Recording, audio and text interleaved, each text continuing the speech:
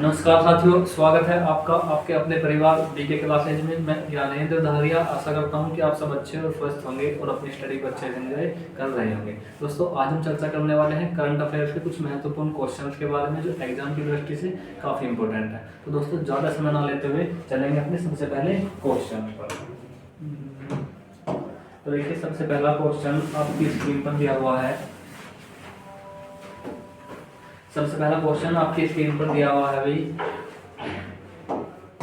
देखिए, हाल ही में जारी नेटवर्क रेडीनेस इंडेक्स, जो नेटवर्क रेडीनेस इंडेक्स जो हुआ ना, सूचकांक जारी, उसमें कौन सा देश शीर्ष स्थान पर रहा है। तो देखिए, चार ऑप्शन आपके पास में दिए गए हैं भैया, भारत, अमेरिका, चीन या फिर ऑस्ट्रेलिया। चार ऑप्शन यहाँ पे दिए गए हैं भैया, बताएं इस क्वेश्चन का राइट आंसर। तो देखिए, सबसे पहले तो आपको पता होना जरूरी है कि भैया नेटवर्क रेडीनेस इंडेक्स है क्या।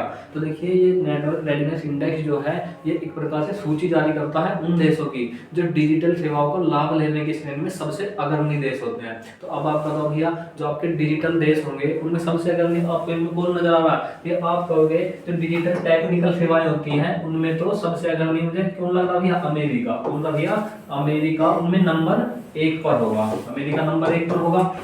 लेकिन हमारा जो यहाँ से क्वेश्चन बनने वाला है, वो क्वेश्चन क्या बनेगा, वो बनेगा भैया भारत की रैंक को लेकर के कि भारत की वर्तमान में कौन से नंबर की रैंक आई है। तो देखिए, पहले नंबर पे तो आपका अमेरिका। बात करें भारत की रैंक 2024 में, 2024 में कौन से नंबर पर रहा भैया भारत। तो 2024 में भारत रहा 49 नंबर पर, 49 नंबर पर रहा है। और जो आपका 2023 में रहा होगा, 2023 में रहा भैया, उसका जवाब आप मुझे बताएंगे भारत की रैंक 2023 में क्या रही थी। तो जो नेटवर्क रेडीनेस इंडेक्स है क्या भैया, डिजिटल सेवाओं की, डिजिटल जो सेवाएं हैं उनको उपयोग करने की जो श्रेणी है उनके बारे में यहाँ से जानकारी बताई जाती है। अब बात करेंगे अमेरिका की। अमेरिका के प्रेसिडेंट कौन है भैया, अमेरिका के राष्ट्रपति कौन है। अमेरिका के राष्ट्रपति कौन है भैया, वो है आपके Joe Biden. Joe Biden America के राष्ट्रपति हैं वर्तमान में। लेकिन 20 जनवरी के बाद कौन हो जाएंगे भैया, 20 जनवरी के बाद, 20 जनवरी 2025 से कौन होंगे, 20 जनवरी 2025 से होंगे आपके डोनाल्ड ट्रंप। तो इस प्रकार से एग्जाम में क्वेश्चन पूछा जा सकता है भैया अमेरिका को लेकर के। बात करेंगे भैया अमेरिका की राजधानी। तो अमेरिका की जो राजधानी है वो क्या है, वो है आपकी Washington DC. Washington DC, Washington DC. Washington DC क्या है, अमेरिका की राजधानी है। तीसरी बात यहाँ से क्या पूछेगा, तीसरी पूछ सकता है अमेरिका किस महाद्वीप में पड़ता। तो आपका उत्तरी अमेरिका में पड़ता है, उत्तरी अमेरिका में पड़ता। चौथी बात पूछना है आपकी मुद्रा। तो मुद्रा क्या भैया, अमेरिका की जो मुद्रा है वो होगी आपकी यूएस डॉलर। यूएस डॉलर क्या होगी भैया, अमेरिका की मुद्रा हो जाएगी। तो इस प्रकार से क्या होता है, एग्जाम में क्वेश्चन पूछा जाता है भैया अमेरिका को लेकर के।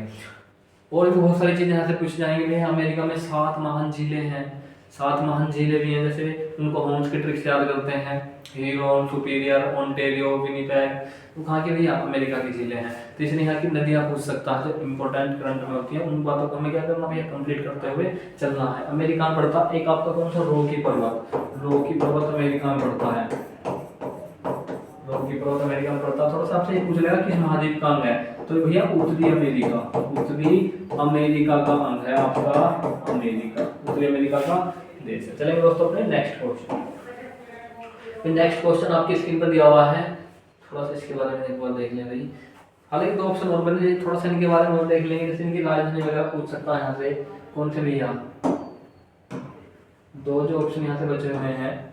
फिर देखिए चाइना की जो राजधानी है वो क्या होगी आपकी, चाइना की राजधानी वो होगी आपकी बीजिंग। चाइना के बारे में पूछ सकता है, चाइना की राजधानी बीजिंग। ऑस्ट्रेलिया की राजधानी क्या, कैनबरा पूछ सकता है। यहाँ की मुद्रा चाइना की, तो वो कौन सी भी है, वो है आपकी रेनमिनबी।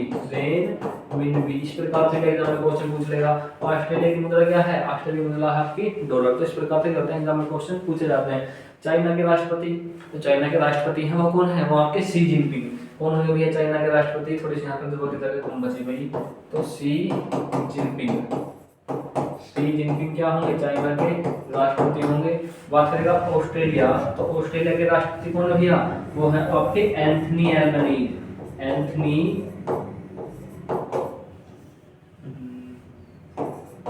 Anthony Albanese.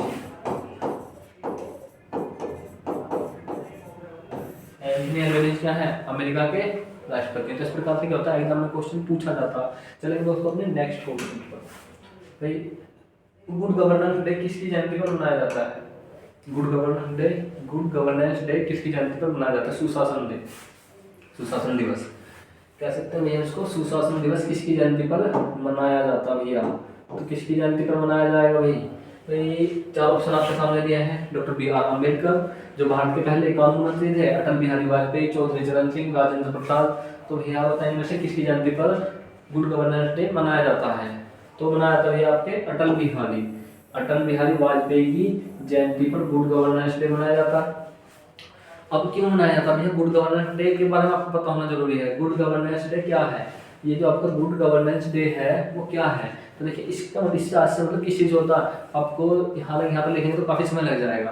तो गुड गवर्नेंस डे से मतलब होता है जो आपके संसाधन है सरकार के पास में, उन कम संसाधनों का प्रयोग करते हुए एक ऐसी व्यवस्था बनाई जाए जिससे समाज के गरीब वंचित और पीड़ित लोग जो हैं उन लोगों को क्या मिले भैया? उन लोगों को शासन का पूरा लाभ मिल सके। तो क्या होता है आपका गुड गवर्नेंस डे से इसी चीज का संबंध होता है आपका एक अच्छी सरकार से। मतलब सरकार के पास में संसाधन कम है लेकिन जो गरीब हैं, पिछड़े हैं, दलित हैं, आदिवासी हैं, उन सभी को सरकार क्या करे? संरक्षित करे।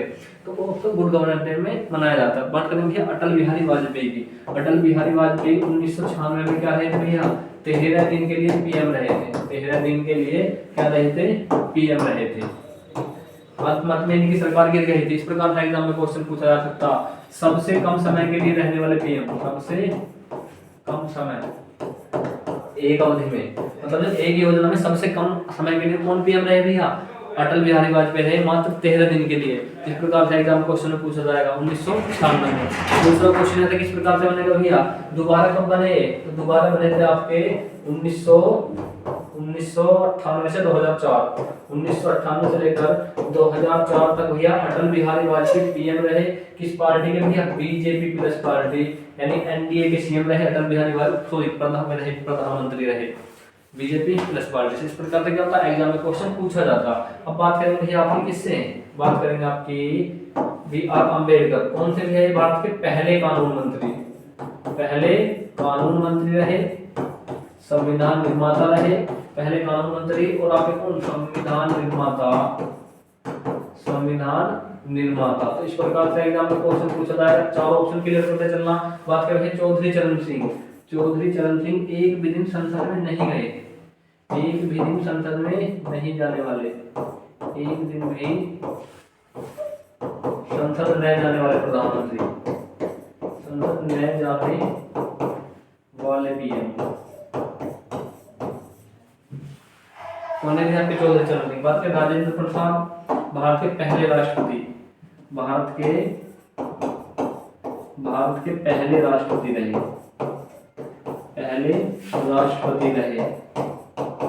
इस प्रकार से क्या होगा एग्जाम में क्वेश्चन पूछा जा सकता है। चलेंगे दोस्तों अपने नेक्स्ट क्वेश्चन। नेक्स्ट क्वेश्चन आपकी स्क्रीन पर दिया हुआ है कि राज्य सरकार ने 66 सौर संयंत्र स्थापित करने का निर्णय लिया है।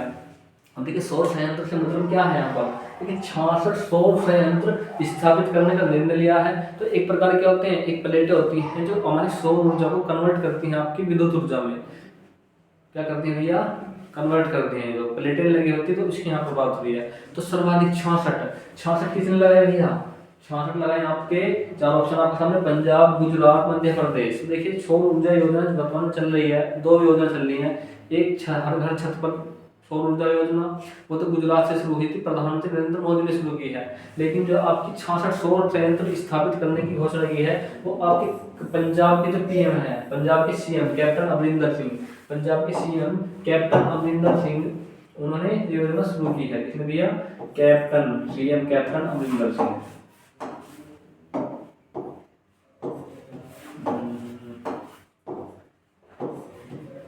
अभी जो सीएम है कैप्टन अमरिंदर सिंह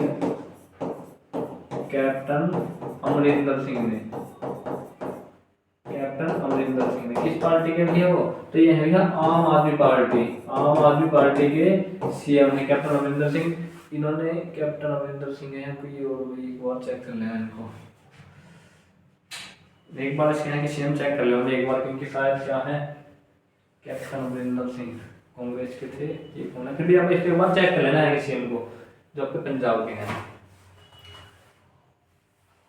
थोड़ी सी बात करें पंजाब के बारे में, इसका पुनर्गठन कब हुआ, पंजाब का पुनर्गठन कब हुआ, तो पंजाब का पुनर्गठन जो हुआ था वो 1966 में हुआ था। किस सिफारिश पर हुआ था, आपकी शाह आयोग की सिफारिश पर, शाह आयोग सिफारिश पर हुआ था, शाह आयोग की सिफारिश पर हुआ था। तो इस प्रकार से एग्जाम में क्वेश्चन क्या होगा, पूछा जा सकता पंजाब को लेकर के। कितने राज्य बने थे इसमें भैया, एक हरियाणा काट कर बनाया गया था, दूसरा आपका पंजाब के साथ, तीसरा हिमाचल प्रदेश रहा था।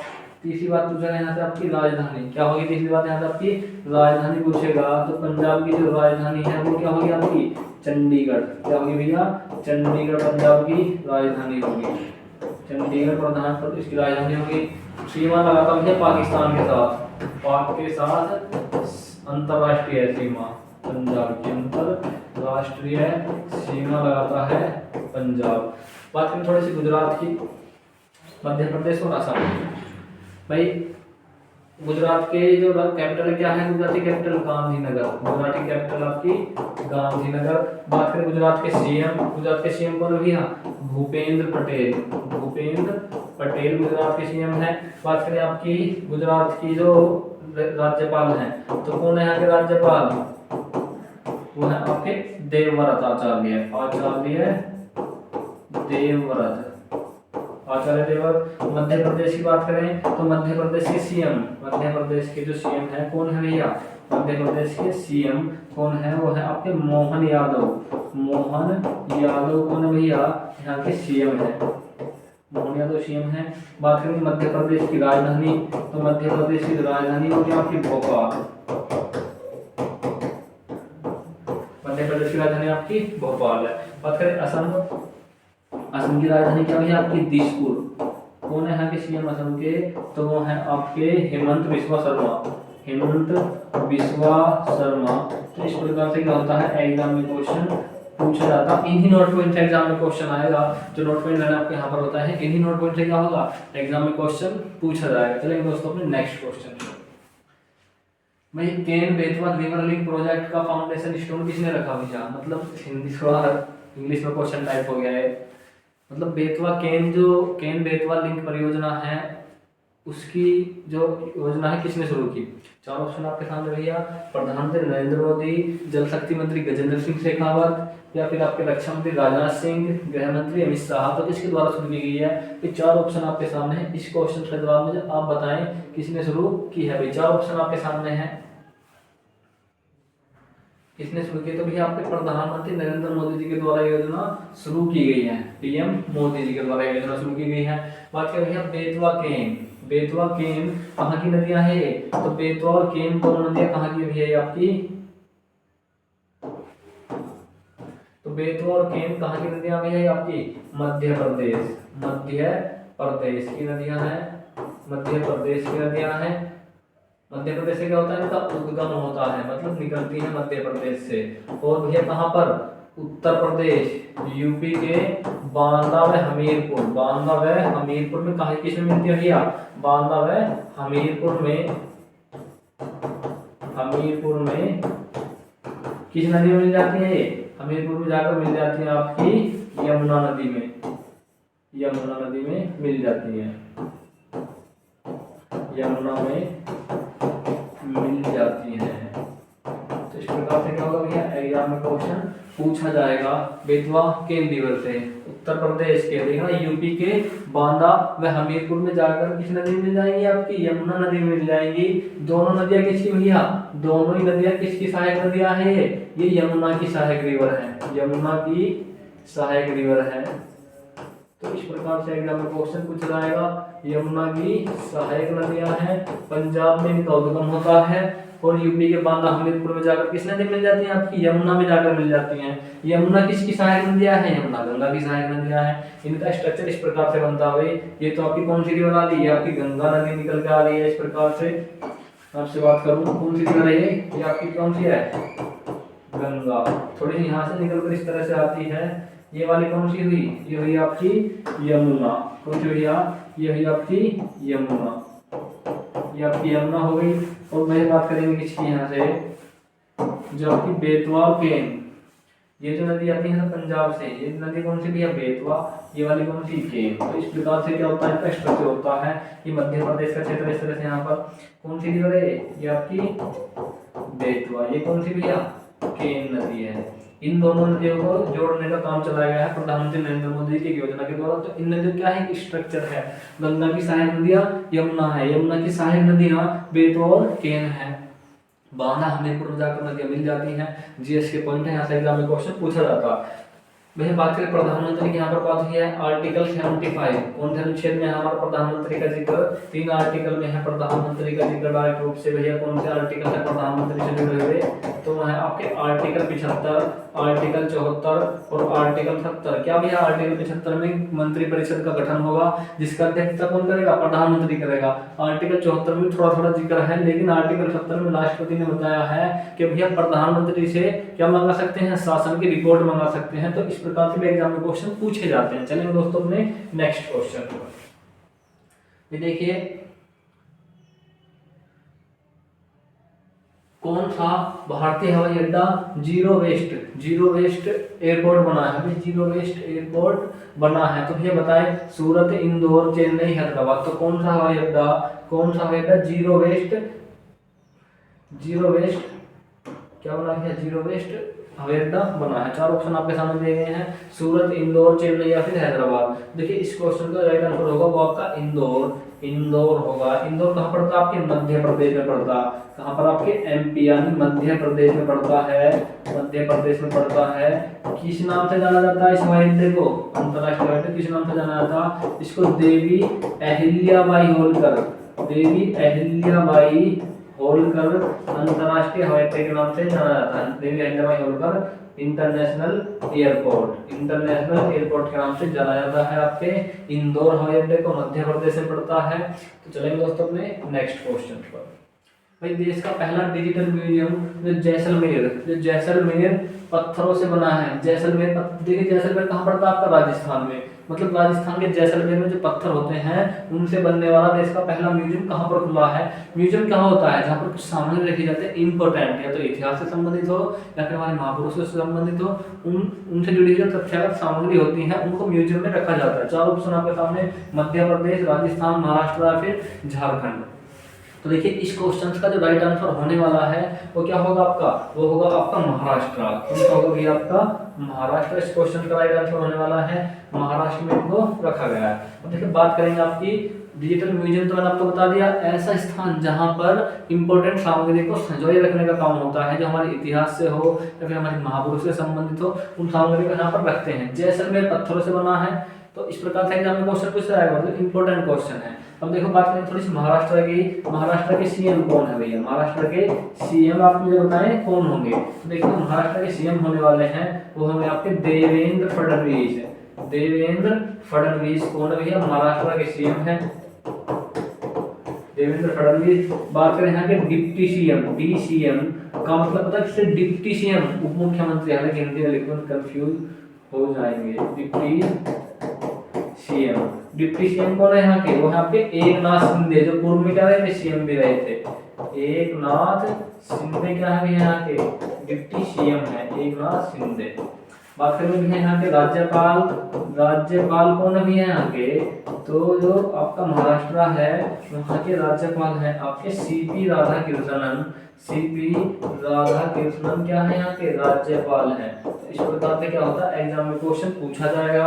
बात करें महाराष्ट्र की राजधानी, तो बताएं भैया महाराष्ट्र की जो राजधानी होगी वो क्या होगी आपकी, राजधानी क्या होगी, तो आपकी मुंबई स्थित होगी। क्या होगी, मुंबई किस द्वीप पर बसा भैया, इस प्रकार से एग्जाम में क्वेश्चन पूछा जाएगा। तो मुंबई बसा हुआ आपके सालसेट द्वीप पर, ये बहुत ज्यादा क्वेश्चन पूछा जाता। मुंबई किस द्वीप पर बसा हुआ है, तो मुंबई आपके सालसेट द्वीप पर बसा हुआ है। किस पर भैया,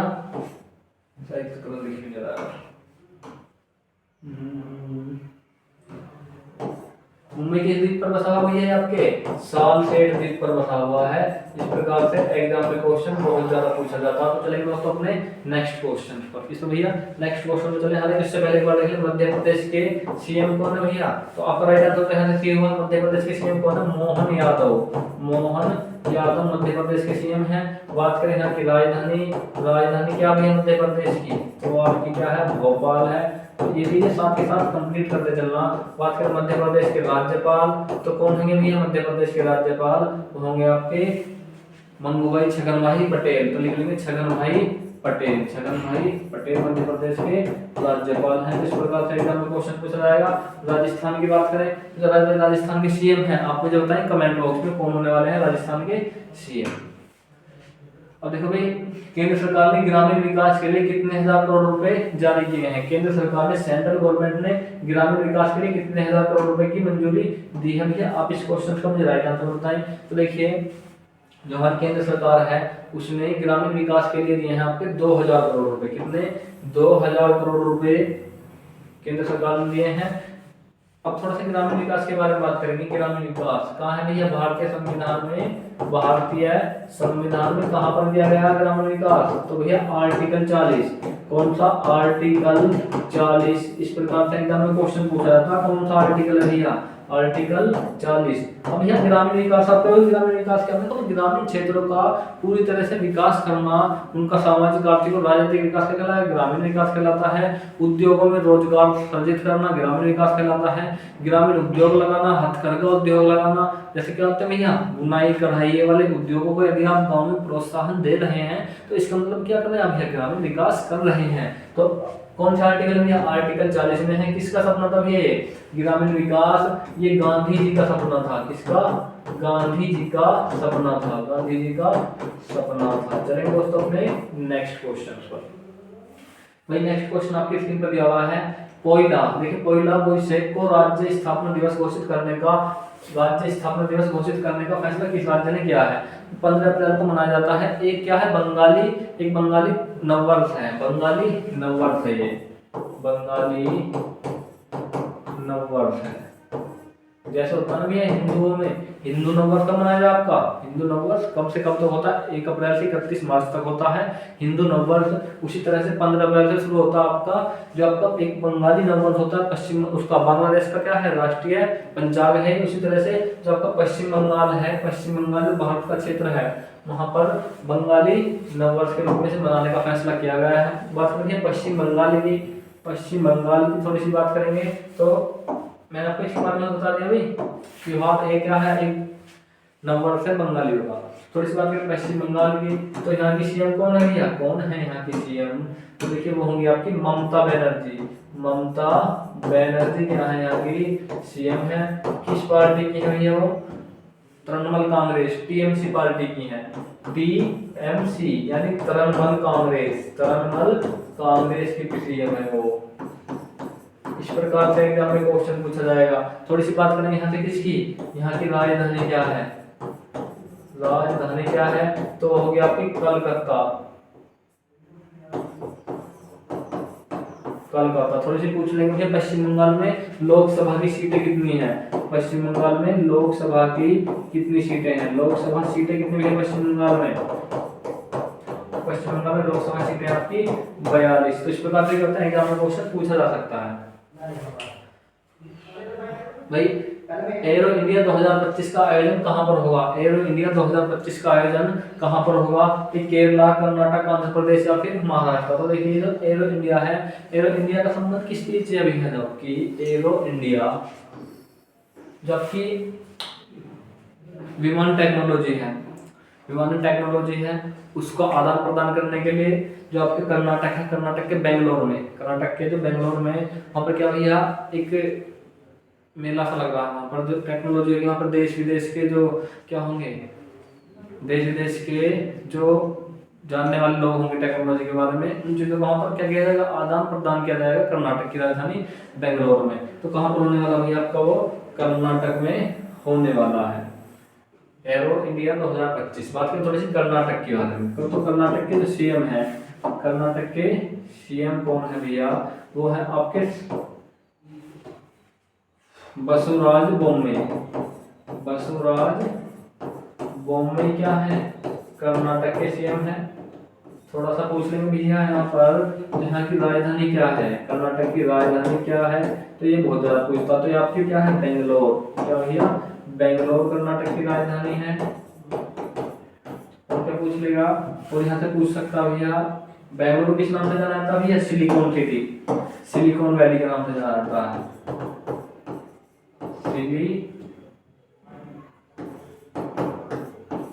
सिलिकॉन वैली के नाम से जाना जाता है आपकी बेंगलोर को, क्योंकि यहाँ पर क्या होते हैं भैया, जो चिप वगैरह लगती हैं उनका क्या होता है, सेमीकंडक्टर इंडस्ट्री बहुत ज़्यादा है यहाँ पर बेंगलोर के अंदर। हाईटेक सिटी, हाईटेक सिटी किस नाम से जाती है भाई? जो आपकी हैदराबाद है, हैदराबाद को जाना था हाईटेक सिटी के नाम से, क्योंकि जो भारत के अंदर आपकी इंफोसिस हुई और जो आईटेल, सैमसंग, सबके हेडक्वार्टर कहाँ पर भैया? बेंगलोर में स्थित है। तो जितनी भी टेक्निकल चीज़ें हैं उनका संबंध है तो भारत में बेंगलोर से, और दूसरा कहाँ पड़ता है आपके? नोएडा से होता है। बात करेंगे कर्नाटक, तो कर्नाटक के राज्यपाल, कर्नाटक के राज्यपाल कौन है? तो वो होंगे आपके थावरचंद गहलोत। थावरचंद गहलोत क्या भैया? कर्नाटक के राज्यपाल हैं थावरचंद गहलोत। तो इस प्रकार से आपके एग्जाम में क्वेश्चन पूछा जाता है भैया, थावरचंद गहलोत कर्नाटक के राज्यपाल हैं। देखिए भाई, वीर बाल दिवस कब मनाया जाता है? वीर बाल दिवस कब मनाया जाता है? देखिए सबसे पहले तो आपको ये पता चाहिए कि वीर बाल दिवस है क्या। तो जो सिखों के 10वें गुरु थे गुरु गोविंद सिंह, सिखों के 10वें गुरु थे गुरु गोविंद सिंह, उनके तो साहिबजादे थे, उनके 2 साहिबजादे थे तो हालांकि 4, लेकिन उन 2 साहिबजादे जो थे उनकी वीरता से, उनकी जो थी वीरता पूरी दुनिया में क्या है भैया? जग जाहिर है। जब उनकी क्या कर दी गई थी? हत्या कर दी गई थी 1704 में। कब हुई थी भैया उनकी? 202 साहिबजादों की हत्या 1704 में उनकी हत्या कर दी गई। इसी समय क्या था? औरंगजेब का शासन था, औरंगजेब का शासन था और 1704 में 1704 1705 में इनकी हत्या कर दी गई। उनकी वीरता से प्रेरित होकर क्या मनाया जाएगा भैया? 26 दिसंबर को वीर बाल दिवस के नाम से मनाने का फैसला लिया गया। अब जो औरंगजेब था वो कौन सा भैया? कट्टर मुस्लिम सुन्नी शासक था औरंगजेब एक कट्टर मुस्लिम सुन्नी शासक था।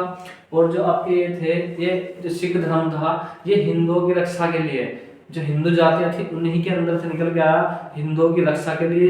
इसको कहा खालसा, खालसा मतलब हिंदुओं की जो सनातन है उसकी रक्षा करने वाले लोग थे। और औरंगजेब के क्या कहना हुआ था भैया? औरंगजेब चाहता था भारत के अंदर पूरी तरह से इस्लामिक राज्य हो, लेकिन इन लोगों ने उनका क्या किया? काफी विरोध किया, जिसके कारण औरंगजेब सिख धर्म से काफी चिढ़ा हुआ था। तो इन्होंने सिखों के 10वें गुरु, सिखों के 10वें गुरु, सिखों के 10वें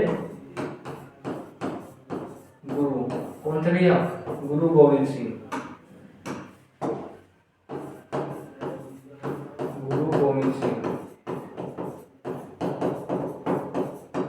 इनके 2 साहिबजादे थे, इनके 2 साहिबजादे, इनके 1704 1705 में औरंगजेब के द्वारा क्या की गई? हत्या की गई। और उन्हीं को लेकर के 26 दिसंबर क्या मनाया जाता है भैया? वीर बाल दिवस मनाया जाता है। चलिए दोस्तों नेक्स्ट क्वेश्चन भाई, गणतंत्र दिवस 2025 का थीम क्या है? तो भैया गणतंत्र दिवस 2025 का थीम क्या है? तो इसका जो थीम होने वाला है वो होगा क्या भैया? आपकी स्वर्णिम, कौन सा भैया? आपका स्वर्णिम भारत विरासत और विकास, स्वर्णिम भारत विरासत और विकास गणतंत्र दिवस 2025 का क्या होने वाला भैया? थीम होने वाला है।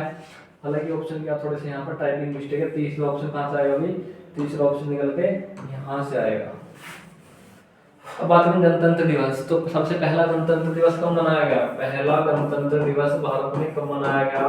पहला गणतंत्र दिवस कब मनाया गया? मनाया गया 26 जनवरी 1950, 26 जनवरी 1950 को मनाया गया था। किसने मनाया था भैया? आपके जो आपके पहले राष्ट्रपति उस समय कौन थे भैया? पहले राष्ट्रपति थे, पहले राष्ट्रपति उस समय कौन हुआ करते थे? वो थे आपके राजेंद्र प्रसाद, राजेंद्र प्रसाद जी के द्वारा मनाया गया था। तो गणतंत्र क्या होता है? गणतंत्र का मतलब एक ऐसा क्षेत्र होता है जो, एक तो देखिए स्वतंत्र, एक गणतंत्र होता है। स्वतंत्र तो मतलब हमारे ऊपर किसी का शासन नहीं है, हम स्वयं अपने ऊपर शासन कर रहे हैं, तो क्या होता? स्वतंत्र होता है। लेकिन गणतंत्र से मतलब क्या होता है भैया? ये जो देश का प्रथम नागरिक है, राजा है, उसका चुनाव यदि जनता के द्वारा हो रहा है तो हम कह सकते हैं आपको गणतंत्र कह सकते हैं। जैसे कि ब्रिटेन है, आपको भैया ब्रिटेन में प्रधानमंत्री के तो चुनाव होते हैं, वहाँ पर राष्ट्रपति थे हमारे प्रधानमंत्री ऋषि सुनक जी।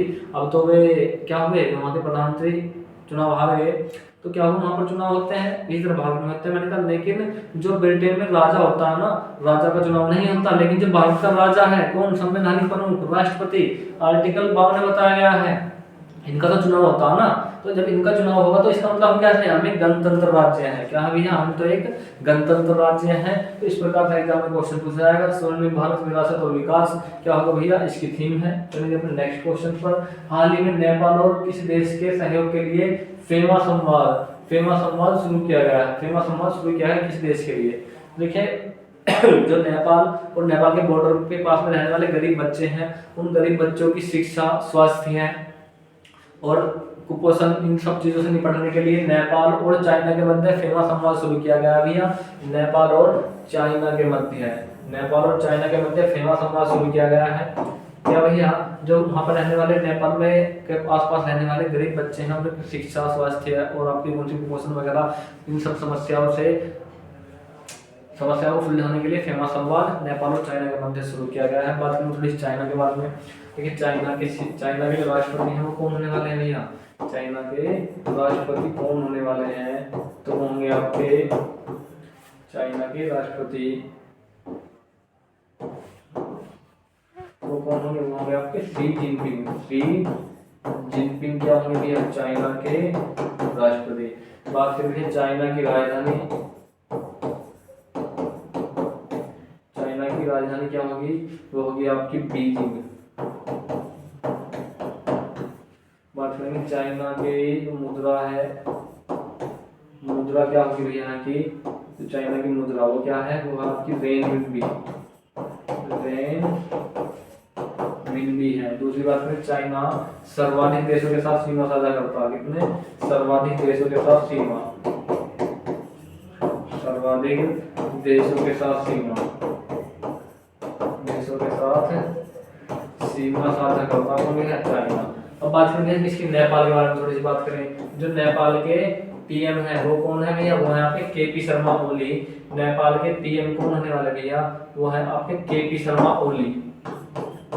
केपी शर्मा ओली नेपाल के पीएम है। बात करें नेपाल की राजधानी, वो क्या होगी भैया? वो होगी आपकी काठमांडू।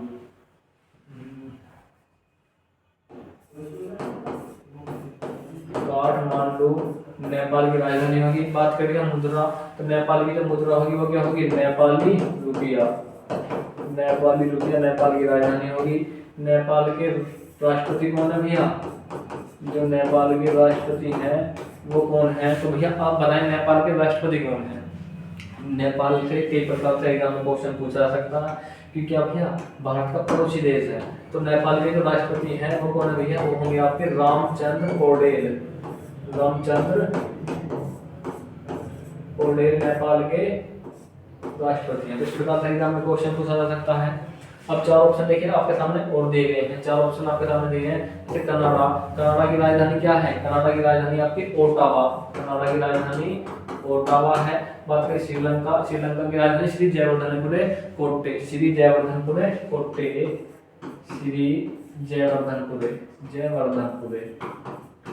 तो इस प्रकार से एग्जाम में क्वेश्चन पूछा जाएगा। कनाडा के जो पीएम है कौन है?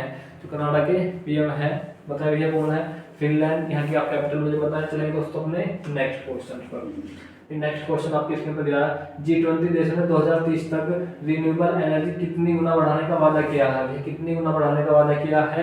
तो आपकी 3 गुना बढ़ाने का वादा किया है G20 देशों में रिन्यूएबल एनर्जी। अब बात करेंगे किसकी? G20 क्या है भैया? G20 दुनिया के 20 सबसे अमीर देशों का समूह है। G20 दुनिया के 20 सबसे अमीर देशों का समूह। दुनिया के 20 सबसे अमीर देशों का समूह आपका G20, सबसे अमीर देशों का समूह, सबसे अमीर देशों का समूह है। थोड़ी सी बात करें G20 के बारे में और, तो G20 का सम्मेलन 2023, इसके 2 सम्मेलन हुए। पहला सम्मेलन 2023 का सम्मेलन, 2024 का बैठक, 2024 का सम्मेलन कहाँ पर हुआ भैया ये सम्मेलन दोनों? तो ये सम्मेलन हुए 2023 का था आपके भारत में हुआ, और जो 2024 का था 2024 का कहाँ पर हुआ भैया आपका? वो आपका ब्राजील। कहाँ पर हुआ? ब्राजील में हुआ। और 2025 का जो होने वाला वो कहाँ पर होगा भैया, होगा आपके साउथ अफ्रीका में। चलेंगे अपने नेक्स्ट क्वेश्चन, किस बैंक ने पहला गोल्ड फॉरवर्ड डील साइन किया है भैया, एचडीएफसी बैंक, भारतीय रिजर्व बैंक, या फिर कौन सा आपका state bank of India, Punjab national bank. इस प्रकार के होता है एग्जाम में क्वेश्चन पूछे जाते हैं भैया, तो बताएं इस क्वेश्चन का राइट आंसर। देखिए पहला गोल्ड फॉरवर्ड डील साइन किया है, मतलब आप लोन लेने के लिए गए, बैंक में लोन रख लिया, आपने उनका पैसा चुका दिया, बैंक क्या करेगा, आपका वो सोना क्या करेगा, वापस कर देगा। लेकिन कई बार क्या होता है भाई, वो सोना जो होता है ना क्वालिटी चेंज हो जाती है, 23 कैरेट का है, 24 कैरेट का, इस प्रकार से सोना होता है ना कि इसमें इतने इतने के अनुपात में क्या मिली होती है, अन्य धातुएं मिली होती हैं।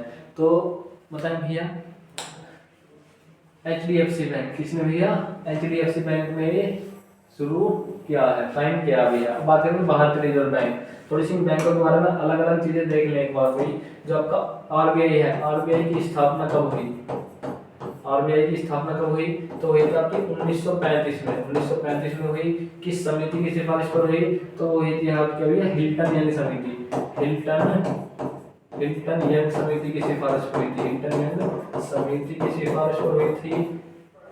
और पूछ लेगा भैया क्या यहाँ पर हिल्टन यंग समिति कब आई थी भैया, 1926 में इसका गठन हुआ था। 1926 में हिल्टन यंग के नेतृत्व में इस समिति का गठन हुआ था। एसबीआई की स्थापना कब हुई, 1921 में। 1921 में इंपीरियल बैंक ऑफ इंडिया, और इंपीरियल बैंक ऑफ इंडिया के नाम से जाना गया था, imperial bank of India, imperial bank of India, bank of India के नाम से इसकी स्थापना हुई थी। बैंकों का विलय किया गया था। तो दोस्तों आज की क्लास में हमने लगभग 14 क्वेश्चंस कंप्लीट करे। यदि आपको हमारी वीडियो अच्छी लगी हो तो इसे लाइक करें, कमेंट करें और शेयर करें, और हाँ हमारे चैनल को सब्सक्राइब करना ना भूलें। जय हिंद साथियों, मिलते हैं अपनी नेक्स्ट क्लास में।